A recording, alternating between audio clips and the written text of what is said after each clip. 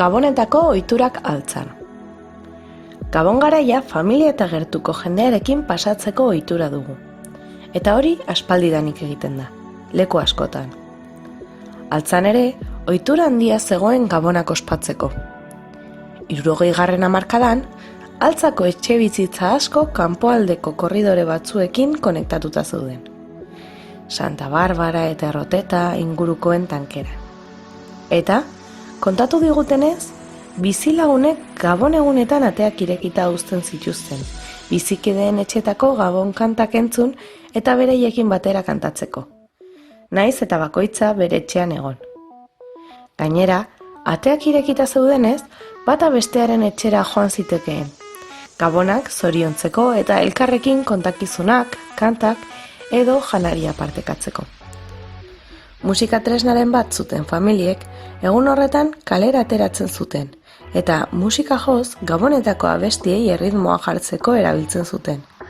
Musika tresnarik ez bazuten, edozerk balio zuen zarata ateratzeko. Kristalezko botila konkordunak, lapikoak eta abar. Afaldu edo azkaltzeko, egun haietan janari berezi egiten zen. Adibidez, garbantzuak. Familia askotan, aste arruntetan babarrunak edo barazkiak jaten zituzten, baina garbantzua jatea zerbait berezia zen.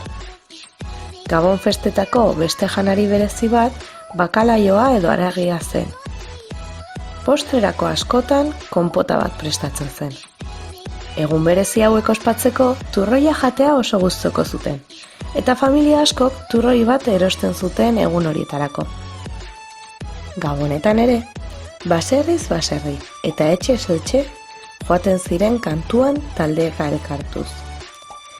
Abestiagatik, ateratako janaria edo dirua banatu behar zuten gero. Panderetarekin joaten zirenek, gero pandereta pasatzen zuen dirua biltzeko. Honi, Gaboneskea deitzen zitzaion, eta askotan, aiau gauaren zoragarria. Abestia abesten hasten ziren. Estatuko beste herri batzuetatik etorritako jendeak beste kanta batzuk ekarri zituzten, eta horrela, gaztelaneazko kantak ere erabiltzen ziren Gaboneskean. Honela zioen kanta batek. Esta casa es de papel, la ventana es de alambre.